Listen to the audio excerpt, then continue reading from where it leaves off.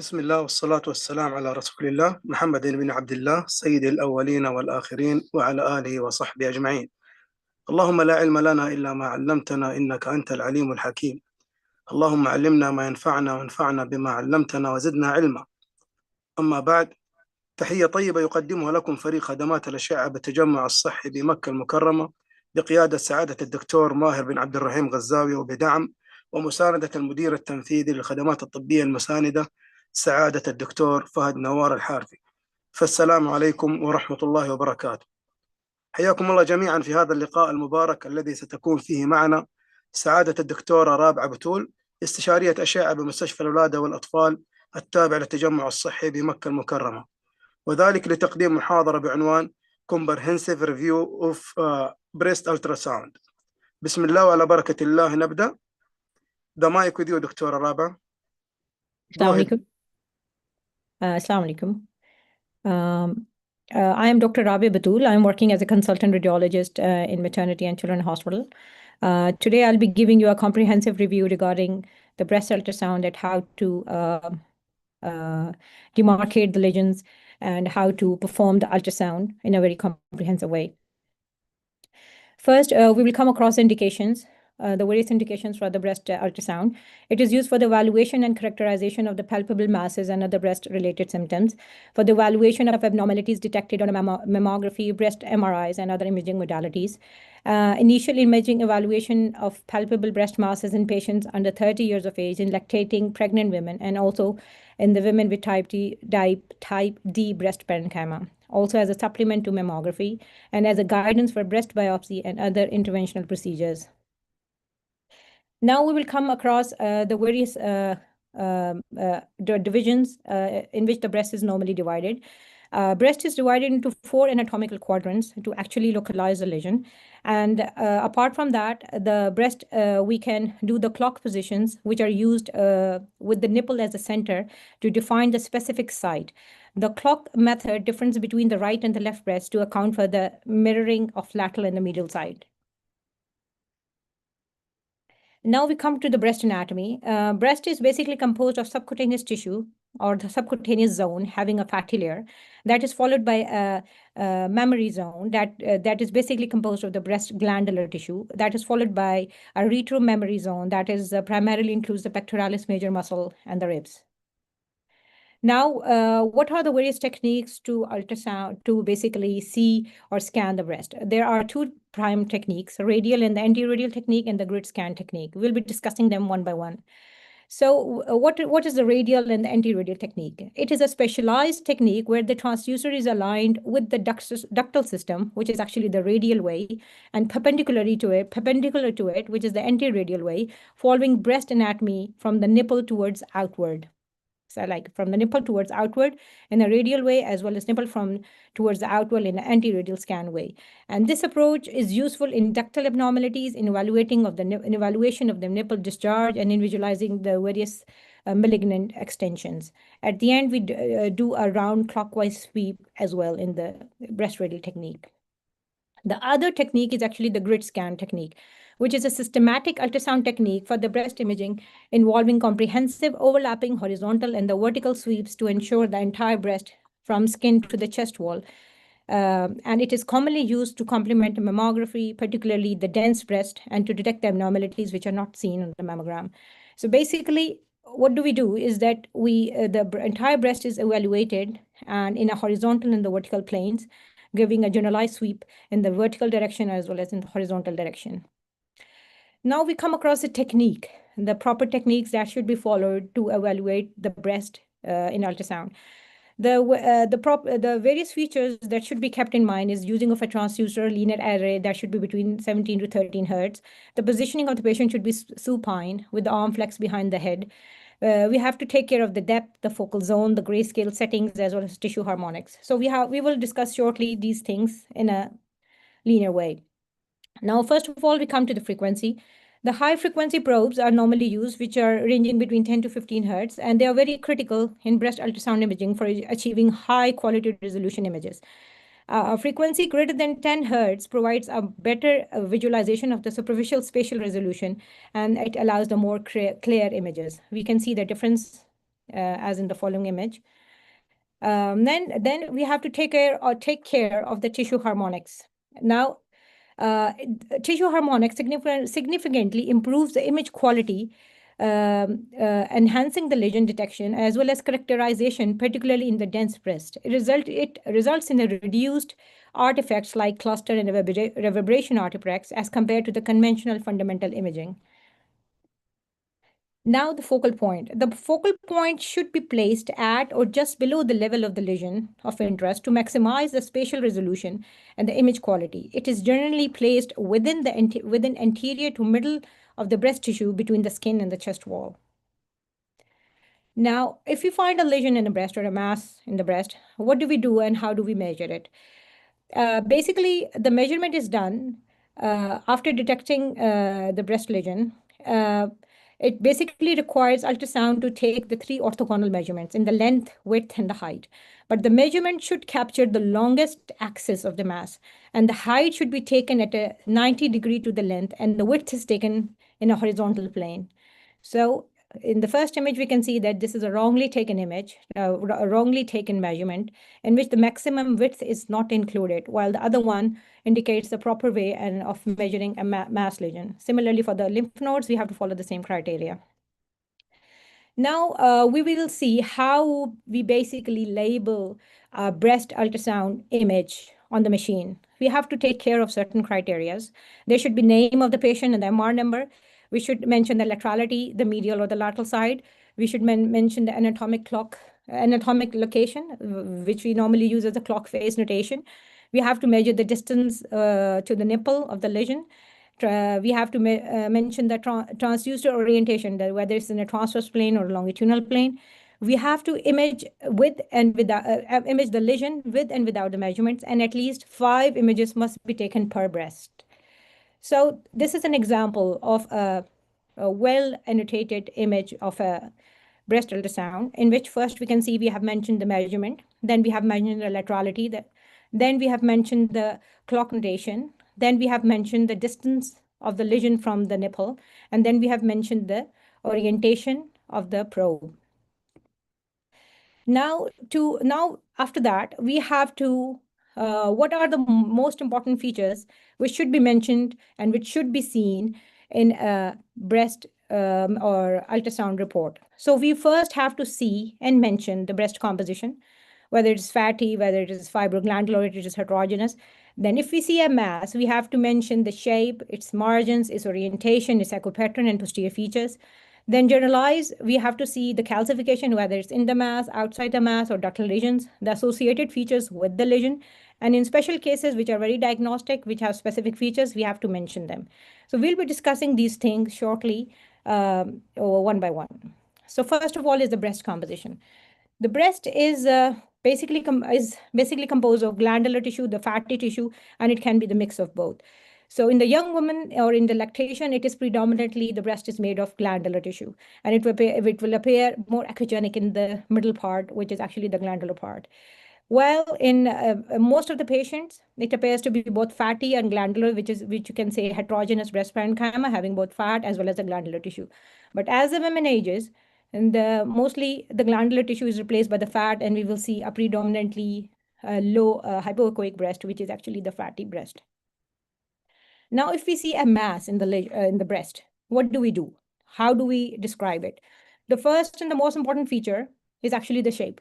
We have to describe the shape, that whether it is round, whether it is oval, and if it and we have to describe the shape of like whether it is lobulated, and where it is present, it is predominantly in the glandular tissue or it is in the fatty tissue.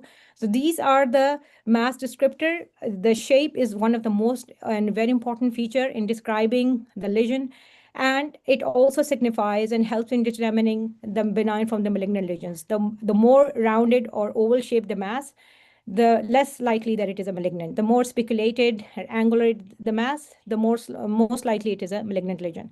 After that, we come to the margins. The branch point for the margin assessment is whether the lesion is circumscribed or not circumscribed. If the lesion is not circumscribed, then the additional descriptors such as indistinct, angular, which is unique to the ultrasonography, microlobulated, and spiculated must be mentioned. Now here are the few of the images where we can see that in the first image, it is well defined, but it is a bit lobulated. But in the second image, in the B image, we can see we cannot see the definite margins, and it is very ill defined. In the third one, the lower part of the mass lesion is the margins are very indistinct, while the upper part is lobulated and distinct. In the fifth, the margins are indistinct and smudged. And in the fifth, in the last image, we can see that it has very speculated margins. So these margins and the shape, they are very important in distinguishing between benign and the malignant lesions. Then we have to mention the orientation of the mass, whether it is taller than longer or more wider than taller. The more the benign lesion, it will be wider than taller, and vice versa. So orientation of the mass, whether it is tall or whether it is more wide, is very important in mentioning about the lesion. Then we have to mention about the echo pattern, whether it is anechoic, which can be assessed, whether it is hypoechoic, which is most likely a fibroadenoma, which could be a fibroadenoma. Then we have to mention it can be echogenic, as seen in the B image. It can be mixed, both cystic and solid, or it can be seen in the image number C, E, and F, which are the mixed type of lesions. So we have to mention the echo pattern. Then coming further on to the posterior features, which refers to the attenuation characteristics of the mass relative to its acoustic transmission. No posterior acoustic features, enhancement, shadowing, or a combined echo pattern. We have to take care of mention these features. Like in the first image, we can see there is acoustic enhancement. In the second image, there is no significant enhancement or shadowing. In the third one, we see the acoustic shadowing, while in the fourth one, we see a mixed pattern. Now, this is an overview of all the features which I have just mentioned now regarding the shape and the margins, the orientation, the posterior enhancement, and the calcification that we can mention about the gross calcification and may have small calcification which are related inside or outside the mass. So these are the most important features in defining the overall morphology of the lesion, which helps in distinguishing from benign to malignant lesions and helping the biarrheads. Now, if we see a mass, there are certain associated features that also help in distinguishing them. What are the different associated features that must be mentioned along with the ultrasound are the calcification, any architectural distortion, the duct changes, the skin changes, and the vascularity. The architectural distortion is actually the disruption of the normal parenchymal planes that often suggest malignancy. And this is how it looks like normally. And the duct changes refers to the abrupt termination or irregularity and dilatation or presence of an echogenic material within the duct that might suggest that it is leading to a mass or forming a mass. Then we have to mention about the skin changes. Normally, the skin thickness is about less than 2 millimeter, 1.5 to 2 millimeter. So if it is greater than 2 millimeter, it is thickened. And if there is any evidence of retraction or dimpling of the skin, it is very important in the evaluation from benign to malignant lesions. Then we have to mention about the edema. Increased echogenicity of the subcutaneous fatty layer basically suggests edema. And however, it can be seen in other cases like mastitis and lymphedema, and also it is an important feature in the inflammatory breast cancer. Vascularity is one of the very important and diagnostic feature for the malignant lesion. Increased blood flow within and around the mass detected by color flow Dopplers indicates that it's a malignant lesion. Now, beyond biarrheads, non-mass-like abnormalities on the breast ultrasound. Abnormalities that do not meet the criteria for masses are referred to as non-mass-like lesions. The term non-mass-like was not included in the American College of Radiology of Breast Imaging Reporting and Data System in the 5th edition. However, the features and outcome investigated in several studies which were conducted by Asian researchers, as well as according to the Japan Association of Biarrheads and Thyroid Sonology guidelines, breast lesions are divided into mass and non-mass-like lesions. 6th edition of the Biarrhead currently under review and may include the term non-mass-like lesions as a new category in the revised lexicon. So the ultrasound finding of non-mass abnormalities are classified into 5 types. Abnormalities of the ducts, hypoechoic areas in the mammary glands, architectural distortion, multiple small cysts, and echogenic foci within a hypoechoic area. They can be malignant and benign. However, focal segmental distributions and presence of calcification normally suggest malignancy. Intraductal, invasive ductal, and lobular carcinoma can also present as non-mass-like lesions. Now we come across the lymph nodes. Normally, the lymph nodes are thin hypoechoic cortex, which are less than 3 to 4 millimeter in thickness, and there is a central hypoechoic fatty hilum and a higher blood flow pattern. But abnormal lymph nodes, how do they look like? They have a thickened outer cortex, rounded shape, irregular cortical margins, loss of central fatty hilum, and a focal cortical bulge and a blood flow around the periphery of the lymph node. Now, these are the examples of a normal and the abnormal malignant nodes. In the first image, we can see a normal fatty hilum and the normal cortical thickness. In the second one, the fatty hilum is partially retained. It is globular in shape and there is very much of thickened cortex. While the third one definitely show that it is a malignant lymph node. Why? Because it is rounded, it is more globular, there is loss of fatty hilum, and there is increased vascularity. Now, these are the Barrett's criteria that is followed and very well known all over the world, which we are well aware of, according to the features which we have just described, we can categorize the lesion from 0 to 6. So in the standard reporting for the ultrasound, what do we have to do? We have to see first the indication. Then we have to mention about the breast composition that I earlier mentioned, whether it's a type A, B, or C, or D breast. Then we have to see the important findings. If we see a mass, where we have to mention about the asymmetry, architectural distortion, calcification, and associated features. We have to compare to the previous studies. And then is a final assessment category in which we will describe the mass as a benign or malignant lesion. And then we have to give the management recommendations and communicate the unsuspected findings to the referring physician. These are the various references. Thank you.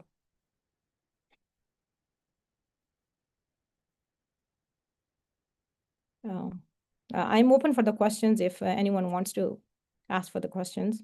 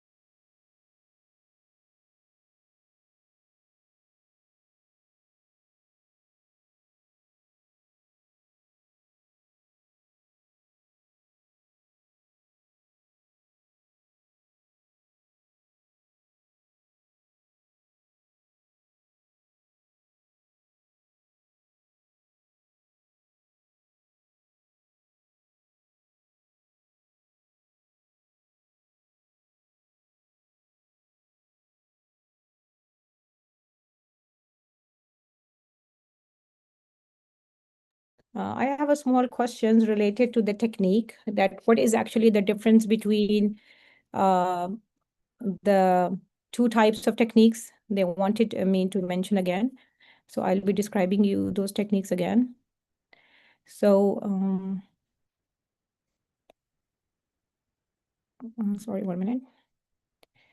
Okay, this is actually the breast radial technique in which we go according to the ducts, in which there is the radial scan plane and the anti-radial scan plane. And that is more helpful in demonstrating any mass lesion, which is seen on the mammography, as well as we can see it on the ultrasound. And if it is present, if there is an extension in the ducts, it will be easily seen. And at the end, we give a general circular sweep to see if there is any satellite lesions. While the other one, this is basically we sweep the breast in longitudinal planes as well as in the horizontal planes after the lesion has been seen on the mammography, to give it a quick view, as well as especially it is very helpful in the dense breast, which are difficult to scan as well, and also to ultrasound to scan for the ultrasound as well. So in the dense breast, this breast grid technique is very helpful in localizing the lesion and also to see its extension.